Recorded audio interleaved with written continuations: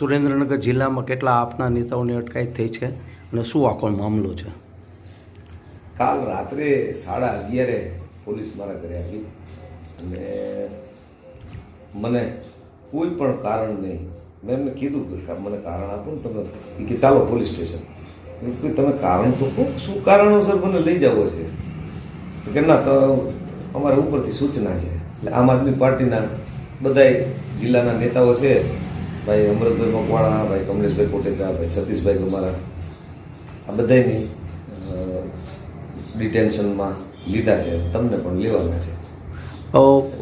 રાજ્યના વડા પણ આજે સુરેન્દ્રનગરમાં છે, ક્રાઇમ કોન્ફરન્સ છે. જિલ્લાની જે ક્રાઇમની હાલત છે એ જોતા તમારું આંદોલન છે. એવી વાત છે કે જે ખરેખર ક્રાઇમ થાય છે, ક્રાઇમ કોન્ફરન્સ સુરેન્દ્રનગરમાં થઈ છે, ખરેખર જે ક્રાઇમ થઈ રહી છે એને અટકાવવાની છે. આ તો લોકશાહી છે. આની અંદર બોટાદમાં કડદો થતો હતો, ખેડૂતો પાસેથી કપાસ પડાવી લેવામાં આવે છે, ખેડૂત એના વ્યવહાર નથી સાચવી શકતો. એટલો બધો ભીસાઈ ગયો છે આ ભારતીય જનતા પાર્ટીના રાજમાં કે ખેડૂત આપઘાત કરે છે. આ પરિસ્થિતિની અંદર અવાજ પણ નહીં ઉપાડવાનો. તમે ખેડૂતોને દુઃખ થયું, હું ભાજપના ચૂંટાયેલા પ્રતિનિધિ, માત્ર એટલું મારે કહેવું છે કે ભાજપ જે અત્યારે સત્તા ઉપર છે અને કાયદો અને વ્યવસ્થા છે, એ બંનેની સ્થિતિ કેવી છે તમારી દ્રષ્ટિએ? કાયદો અને વ્યવસ્થા તો સંપૂર્ણ રીતે કથળી ગઈ છે અને ભારતીય જનતા પાર્ટી એની સરકારે એક નિર્ણય લઈ લીધો છે કે જે કોઈ અવાજ ઉપાડે એના સામે પોલીસને ભીડાવી દેવા, એટલે પોલીસને સામે કરી દે છે. ભારતીય જનતા પાર્ટી ખૂબ ડરી ગઈ છે.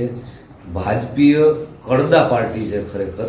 અને બોટાદની અંદર માત્ર એક વસ્તુ લખીને આપવાની હતી કે હવે કડદો નહીં થવા દઈએ, એ લખીને નથી આપી. તમે વિચાર કરો, એના માટે આવડું મોટું આંદોલન થઈ ગયું. પણ તમારી જે જીત છે કે કડદા એક વ્યવસ્થા નથી, એવી અનેક એપીએમસીમાં આ પ્રકારના કૌભાંડોના અંતે આવતું જ હોય છે. બહુ જનરલ સરકાર શું કરવા ઈચ્છી રહી છે અને તમે કઈ રીતે એની સામે રણનીતિ હવે આગામી કરશો? રાજુભાઈ, અમારી જીદ નથી. વેદના ખેડૂતની કેટલાય વર્ષોથી છે. ખેડૂત જગતનો બાપ છે. બાપને ફોટો મારો તો ઉફે ન કરે, પણ બાપને એટલો બધો ભીસી દીધો કે છેલ્લા વર્ષની અંદર 6400 ખેડૂતોએ આપઘાત કર્યો છે, 5700 ખેત મજૂરોએ આપઘાત કર્યો છે. પણ આપ પાર્ટીમાં એવું છે કે ધારાશાસ્ત્રીઓ છે, દાખલા તરીકે ગોપાલ ઇટાલિયા છે, વકીલ છે, રાજુ કરપડા છે, પોતે વકીલ છે, એટલે તમારી કાયદાકીય માટે કોઈ એવું નથી કે તમારા નેતાઓ કોઈ અભણ હોય ને એવું એ પ્રકારે હોય. હવે તો કાનૂની લડત કઈ રીતે તમે લડશો અને ગુજરાતના ખેડૂતોને કેવી રીતે ન્યાય અપાવશો? કાનૂની લડત છે ને, એ તો એક ભાગ થયો, પણ લોકોને એટલા બધા 30 વર્ષના ભાજપના રાજમાં એક સાધારણ માણસ એટલો બધો હતાશ થઈ ગયો છે, એને કોઈ સાંભળવાનું જ નથી. કારણ કે ચૂંટાયેલા સરકાર ઉપર કોર્ટ તો છે ને, કોર્ટનું પણ ચૂંટાયેલા ધારાસભ્યો છે એ ટ્રમ્પની સામે આપણી કેન્દ્ર સરકાર બેન્ડ વળીને આયાતનો ટેક્સ 0 કરી નાખે, કપાસની આયાતનો ટેક્સ 0 કરી નાખે અને સફર કરવાનું આવે આપણા ખેડૂતોને, એનો અવાજ નહીં ઉપાડવાનો. એ અવાજ છે ને, એ દુઃખની વાત એ છે કે ચૂંટાયેલા નુમાઇંદાઓ એટલે ધારાસભ્યોએ પણ બોલ્યા નથી કે એ ભાઈ આ સરકારની પોલિસી ખોટી છે, અમારો ખેડૂત કેવી રીતે જીવશે. એના બદલે ભારતીય જનતા પાર્ટીના ચૂંટાયેલા પ્રતિનિધિ પણ નહીં અને નથી કોંગ્રેસ, મુખ્ય વિરોધ પક્ષ જે હતી એણે પણ અવાજ ઉપાડ્યો. ત્યારે મને ગૌરવ છે કે આમ આદમી પાર્ટીએ અવાજ ઉપાડ્યો છે અને ન્યાય માગવાની. પણ તમને એવું લાગે છે કે આખી ભાજપ સરકાર ખેડૂતની વાત કરીને ખેડૂત વિરોધી નિર્ણયો લઈ રહી છે? રાજભાઈ, સ્પષ્ટ દેખાય છે.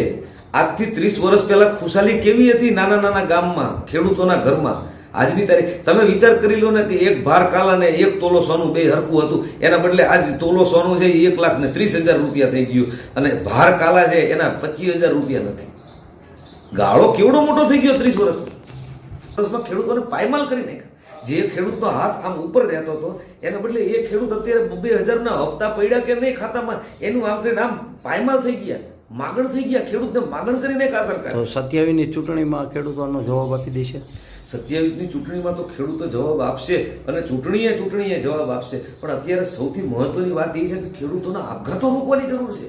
ખેડૂતને વાચા આપવાની જરૂર, એના પ્રશ્નોને સાંભળવાની જરૂર છે. જે નિર્દય સરકાર, નિષ્ઠુર સરકાર સાંભળવા જ નથી માંગતી. પોતાનો સત્તા ટકાવી રાખવા માટે થઈને મિનિસ્ટ્રી બદલશે અને દબાવી દેશે, કૂચલી દેશે, પણ આંદોલન ચાલુ રહેશે. કારણ કે ખેડૂતોની વેદના છે ને એને વાચા આપવા વાળી આમ આદમી પાર્ટી મળી ગઈ છે.